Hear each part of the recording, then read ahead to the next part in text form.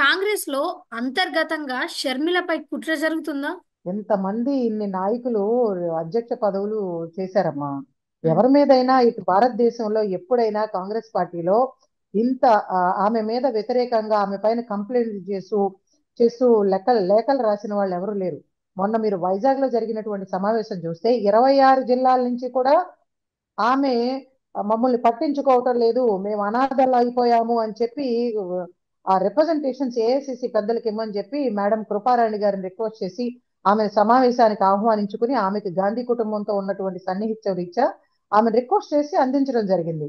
ఇటువంటి పరిస్థితి ఏ రాష్ట్రంలోనూ రాలేదు అంటే ఆమె వ్యవహార శైలి ఎలా ఉందో ఒక్కసారి అర్థం చేసుకోవాలి అందరూ కూడా. ఈ స్టీల్ ప్లాంట్ కార్మికులు ఎలాంటి ఇబ్బందులు ఎదుర్కొంటున్నారు? వైజాగ్ స్టీల్ ప్లాంట్ అనేది ప్రైవేటీకరణకు వ్యతిరేకంగా కాంగ్రెస్ పార్టీ ఎప్పటికీ కూడా దాన్ని ఒప్పుకోదు.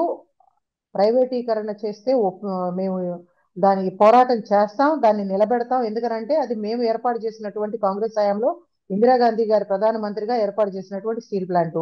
మీకు గుర్తుందో లేదో, రాహుల్ గాంధీ గారు భారత్ జోడో యాత్రలో కూడా వైజాగ్ స్టీల్ ప్లాంట్ యూనియన్స్ ని, అమరావతి రాజధాని రైతుల్ని, ఓపీఎస్ ఉద్యోగస్తుల్ని, అదేవిధంగా ప్రత్యేక హోదా విభజన హామీల ఆ, పోరాట సమితిని, ఇట్లా ఎల్ఐసి ఉద్యోగస్తుల్ని, నిరుద్యోగుల్ని అందరితో కూడా ఇంటరాక్షన్ ఏర్పాటు చేసిన దాంట్లో నేను ప్రధాన పాత్ర పోషించాను. నేను రాహుల్ గాంధీ గారితో భారత్ జోడో యాత్ర మొత్తం దేశమంతా కూడా కన్యాకుమారి నుంచి కాశ్మీర్ వరకు 4080 కిలోమీటర్లు నడిచిన దాన్ని.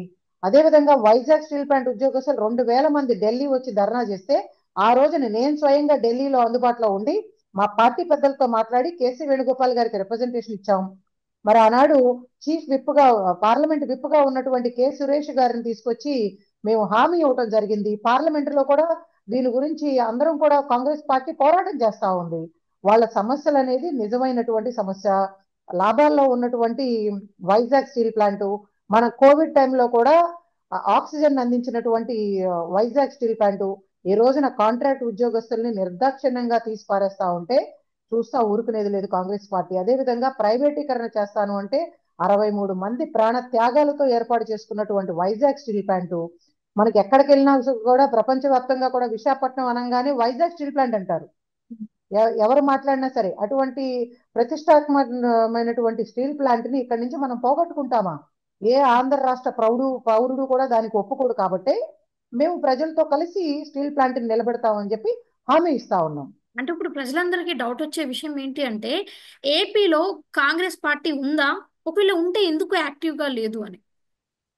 కాంగ్రెస్ పార్టీ లేకపోతే నరేంద్ర మోడీ వచ్చినా, అమిత్ షా వచ్చినా, నా ఇంటి ముందు 3 రోజుల ముందు నుంచే ఎందుకమ్మా పోలీసులు వచ్చి నన్ను నిర్బంధిస్తారు, హౌస్ అరెస్ట్ చేస్తారు? ఈ రోజున కాంగ్రెస్ పార్టీ ఒక్కటే జాతీయ పార్టీగా ప్రజా సమస్యల పైన పోరాటం చేస్తా ఉంది. ఆంధ్ర రాష్ట్ర విభజన తర్వాత పార్లమెంటులో తీసుకున్నటువంటి నిర్ణయాల్ని, ప్రత్యేక హోదా విభజన హామీల్ని అమలు చేయాలి అని చెప్పి పట్టుబడుతుంది. అనేక వేదికల మీద మేము కేంద్ర రాష్ట్ర ప్రభుత్వాలను డిమాండ్ చేస్తా ఉంది కాంగ్రెస్ పార్టీ మాత్రమే. అమరావతి ఏకైక రాజధానిగా నిలబడాలి అని చెప్పి గల్లీ నుంచి ఢిల్లీ వరకు కూడా ఆ ఉద్యమాన్ని తీసుకెళ్లగలిగాం. అదేవిధంగా పోలవరం ప్రాజెక్టుని పూర్తి చేయాలి అని చెప్పి మేము డిమాండ్ చేస్తా ఉన్నాం జాతీయ ప్రాజెక్టుగా.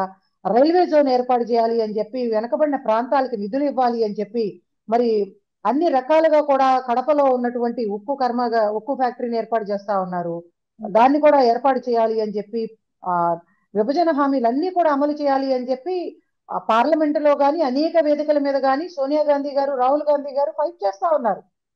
సో అటువంటి ఈ ప్రాంతీయ పార్టీలు రెండు కూడా అధికారాన్ని అడ్డం పెట్టుకుని, ప్రజల్ని ప్రలోభ పెట్టి, అధికారాన్ని అడ్డం పెట్టుకుని కేవలం కక్షపూరితమైనటువంటి రాజకీయాలు చేస్తున్నాయి తప్ప ఆంధ్ర రాష్ట్రాన్ని అభివృద్ధి చేయాలి అన్న ఆలోచన ఏమాత్రం కూడా వాళ్ళల్లో ఆ చిత్తశుద్ధి కనిపించట్లేదు అనేది వాస్తవం. అయితే ఈ ఏపీ కాంగ్రెస్ లో చాలా మంది, కొంతమంది టీడీపీకి, కొంతమంది జనసేనకి వెళ్ళిపోతున్నారని టాక్ వస్తుంది. మళ్ళీ ఈ పూర్వ వైభవం తీసుకొని రావచ్చా కాంగ్రెస్ కి? ఒకవేళ రావాలి అంటే మీరు ఏం చేస్తారు? ఎగ్జాక్ట్లీ అమ్మా. నేను కర్ణాటకలో గాని తెలంగాణలో గాని అధికారంలోకి వచ్చిన తర్వాత బ్రహ్మాండమైనటువంటి ఆ, ప్రజాదరణ ఇక్కడ కూడా పెరిగింది. రాహుల్ గాంధీ గారి భారత్ జోడో యాత్రతో ఇంకా ఎక్కువైంది. అటువంటి పరిస్థితుల్లో కాంగ్రెస్ పార్టీ ఇక్కడ ఎన్నో కొన్ని సీట్లు సాధించుకునేటువంటి తరుణంలో దాన్ని అడ్డం పెట్టుకునే కదా షర్మిల ఇక్కడికి వచ్చి నేను 20 అసెంబ్లీ స్థానాలు, 4 5 పార్లమెంట్ స్థానాలు గెలిపిస్తానని చెప్పి వచ్చి ఇక్కడ దాన్ని వాడుకుంది. కానీ నిజంగా మేము మొన్న ఎన్నికల్లో 2024 ఎన్నికల్లో 2 3 అసెంబ్లీ స్థానాలు గెలిచేవాళ్ళం. అటువంటి స్థానాల్లో పాడేరు లాంటి నియోజకవర్గంలో అక్కడ ఉన్నటువంటి సుబ్బారావు గారు లాంటి వ్యక్తికి టికెట్ ఇస్తే ఆయన గెలిచేవారు. అటువంటిది అనౌన్స్ చేసినటువంటి సీటుని ఆయనకి ఇవ్వకుండా ఎవరో ఒక అనామకుడిని మైనింగ్ మాఫియాలో ఉన్నటువంటి వ్యక్తిని తీసుకొచ్చి డబ్బులకు అమ్ముకుని సీట్ ఇచ్చడం జరిగింది. అతను 5వ స్థానంలో ఉన్నాడు. మేము టికెట్ ఇద్దాం అనుకున్నటువంటి ఆయన ఇండిపెండెంట్ గా పోటీ చేస్తే 3వ స్థానంలో ఉన్నారు. సో ఇటువంటి పరిస్థితులన్నీ మాకు ఈ నాయకత్వం లోపం వల్ల ఏర్పడింది కాబట్టి మేము మొన్న సీట్లు గెలవలేకపోయాం. కానీ ఖచ్చితంగా మేము 2 అసెంబ్లీ స్థానాలు గెలుచుకుని ఉండేవాళ్ళం. ప్రజల్లో కూడా ఉంది, ఆ ఆలోచన ఉంది. కాంగ్రెస్ పార్టీ వస్తే అన్ని వర్గాలకి అండగా ఉంటారు, దళితులు మైనార్టీలందరికీ కూడా రక్షణగా ఉంటారు, కేంద్రంలోనూ రాష్ట్రంలోనూ మరొకసారి కాంగ్రెస్ పార్టీ అధికారానికి రావాలి అని కోరుకుంటా ఉన్నారు. అందుకే మేము పదే పదే కాంగ్రెస్ వాదులుగా, గాంధీ కుటుంబానికి విధేయులంగా, కాంగ్రెస్ సోల్జర్స్ గా మేము పోరాటం చేస్తుంది. అందుకే నాయకత్వం వీటన్నిటినీ పట్టించుకునే పరిస్థితిలో లేదు. షర్మిల ఆంధ్రప్రదేశ్ లో అందుబాటులో ఉండట్లేదు. ఎక్కడ ఉంటుందో మాకెవరకు తెలియదు. ఫోన్ లో కూడా అందుబాటులో ఉండదు. ఆమె చుట్టూ ఉన్నటువంటి పిఏ, పిఆర్ఓ, ఇంక ఇతరత్ర కొంతమంది వాళ్ళు దొంగల్లా వ్యవహరిస్తా ఉన్నారు. వాళ్ళందరూ కూడా తెలంగాణకి సంబంధించిన వాళ్ళంట. ఆమె పక్కన ఎవరు కూడా కనీసం మాట్లాడటానికి కూడా ఆమె తరపున అందుబాటులో లేని వ్యక్తుల వల్ల మేము ఇబ్బందులు పడతా ఉన్నాము. కాంగ్రెస్ పార్టీని బలోపేతం చేసుకుంటాము, రాహుల్ గాంధీ గారిని ప్రధానమంత్రిని చేసుకోవటమే లక్ష్యంగా లక్షలాది మంది కార్యకర్తలు కూడా ఎదురు చూస్తా ఉన్నారు. మాకు సమర్థమైనటువంటి నాయకత్వాన్ని ఇవ్వండి అని చెప్పి మేము అధిష్టానం పెద్దలకి తెలియజేయడం జరిగిందమ్మా.